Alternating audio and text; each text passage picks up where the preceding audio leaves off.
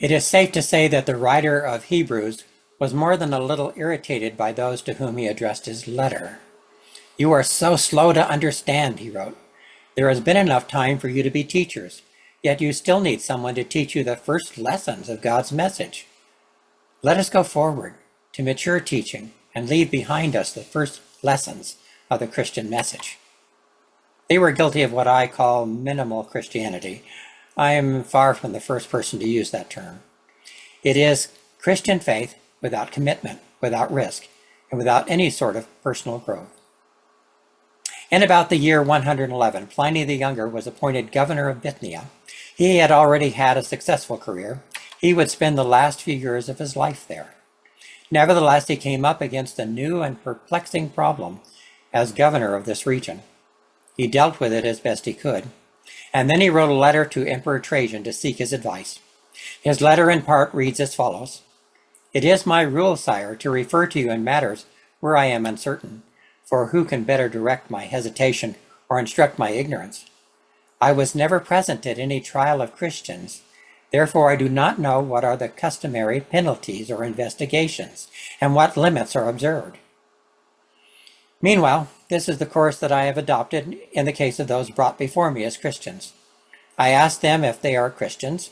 If they admit it, I repeat the question a second and third time, threatening capital punishment. If they persist, I sentence them to death." The Emperor Trajan answered him, letting him know that he had taken the right line. He suggested that Christians should not be sought out, but if informed against, they should be punished, unless they were willing to recant by worshiping our gods. "Obstinate Christian believers should be put to death," Trajan said, "but those guilty of only minimal Christianity should face lesser punishments." It was safer then to just be a minimal Christian.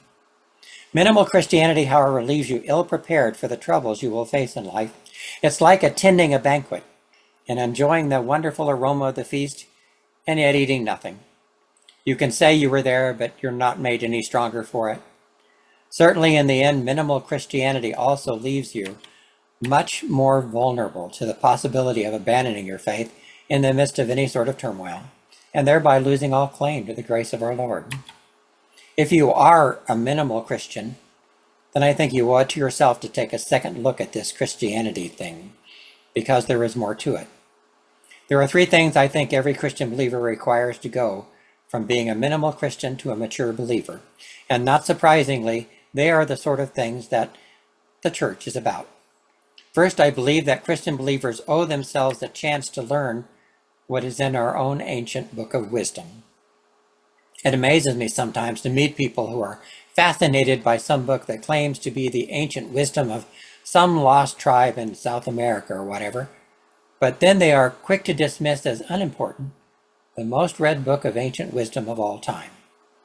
We encourage everyone, not just scholars, to read the Bible, and yet many believers never do so. Why not? Certainly the Bible can be difficult to understand sometimes and even contradictory, but in here you will find an amazing depth of wisdom contained in the stories and the words of those who have wrestled with God for their lives. If it is our book of wisdom, how can we say we are believers and not know what it says? That is obvious. In fact, it's so obvious I'm going right on now to the next step, because it might just be the most important thing I say, and yet the hardest to understand. As a Christian believer, you owe yourself a chance to meet Jesus. It's easy for us to see why those who heard of Jesus' teachings were eager to go and meet him, and great crowds did. But after his resurrection and ascension, how could anyone ever hope to meet Jesus anymore? And how can we? We are now miles and centuries removed from where it all began. But somehow, every time we gather in his name, Jesus is there. As a young would-be pastor, I got to know a 94-year-old man in a nursing home who had spent his life as a preacher. One day when I came in to see him, he had tears in his eye and he said, "It is real. I never knew that it was so real." He had just woken up from a dream, one that finally brought him to that place of understanding in his life. and brought him face to face with Jesus. I understand it much better now than I did then. How do you meet Jesus now, 2,000 years after his resurrection and ascension? You meet him in the moment, in the space that lies between us, in the interaction. The first time Niels Bohr brought two uranium bricks close to each other, he didn't understand the glow. There was an energy there in between the bricks, not just within them. That discovery, of course, was the foundation for nuclear power in all its forms. Bring two Christians together, and there is also an energy that is exchanged between them. In the moment, in the interaction, you will find Jesus present. Even a stranger has the potential to bring Jesus into the moment. We will find Jesus not in their faces, but in our own heart, as we do what Jesus would do. There he is in the space that lies between us, in the interaction, if we invite him in. It is the same whenever the church gathers for worship. He is there in the moment between you and I, and in our songs and in our fellowship together. It is real. So as someone who has believed in him, you owe yourself a chance to actually meet him. Church worship is one of the best places and times to do that. In the moment, in the interaction, in whatever it is that we do together in his name, Jesus is always there. That is why being in church is important. Finally, I think every Christian believer owes themselves the opportunity to try out that new way of life that Jesus talked about and lived. It isn't an easy way to live, but it is possible, and it is amazingly rewarding. There are 5 elements to that way of life. The first element is prayer, which will most certainly lead us to greater maturity as Christian believers. Prayer was something Jesus did, and prayer is how his followers endured. Every prayer is an interaction between us and God our Father, and in that interaction, you will meet Jesus. The second element is seeing people real, which means seeing them as God sees them. No more male or female, Jew or Gentile, slave or free, as Paul once said. Prejudice just isn't possible in this new way of life.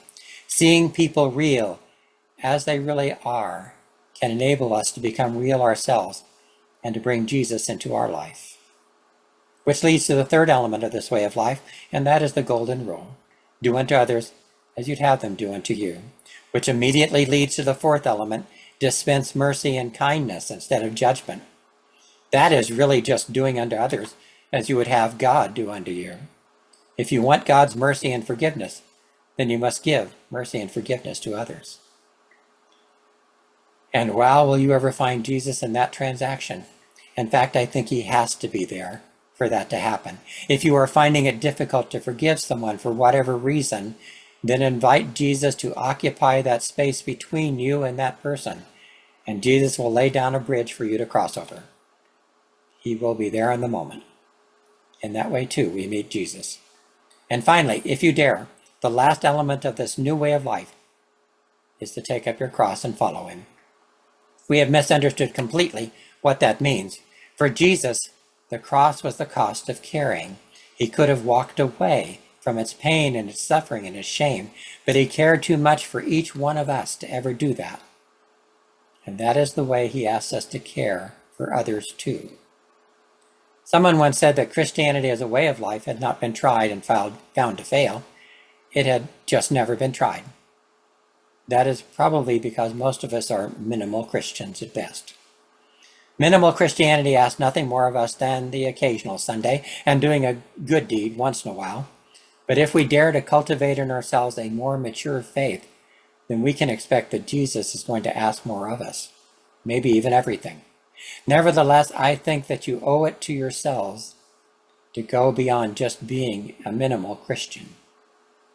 Discover more about what life with Jesus is really like, because if you do that, then it will transform you and make your life real. Be safe, and God bless you.